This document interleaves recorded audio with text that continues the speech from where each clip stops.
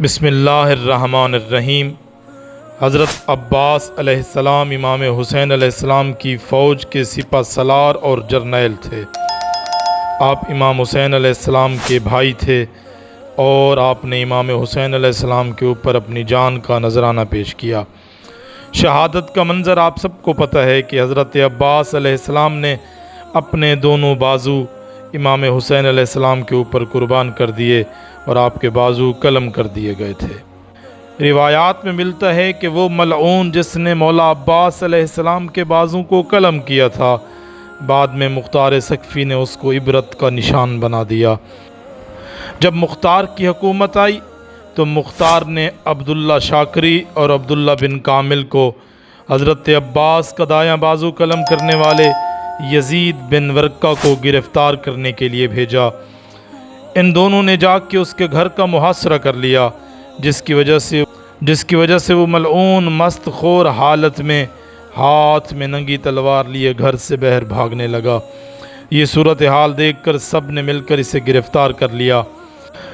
عبداللہ بن کامل نے کہا، اسے تلوار اور نیزے سے مت مارو، کیونکہ اس طرح یہ ملعون جلدی مر جائے گا، بلکہ اس پر پتھر برساؤ، اسے تیر مارو۔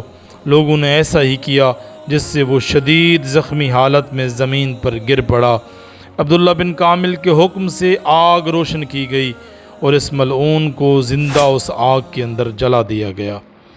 یہ ایک قاتل تھا جس نے حضرت عباس کا دایاں بازو قلم کیا تھا۔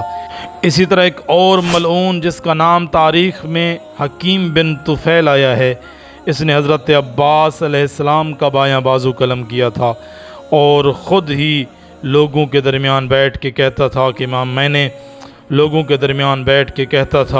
کہ میں نے امام حسین علیہ السلام کی طرف تیر پھینکے۔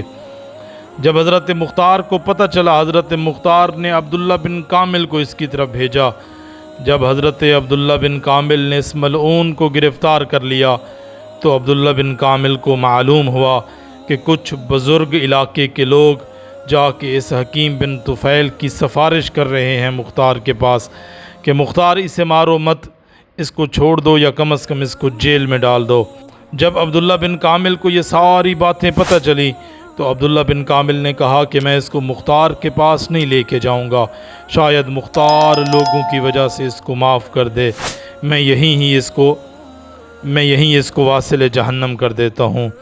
اور عبداللہ بن کامل نے خود ہی اس ملعون کے لیے سزا تجویز فرمائی اور کہا کہ سب سے پہلے اس کے ہاتھوں کو باندھا جائے، پھر اس کے اوپر تیر برسائے جائیں، اور اسی طرح تیروں کی بارش کی گئی اور یہ ملعون واصل جہنم ہو گیا۔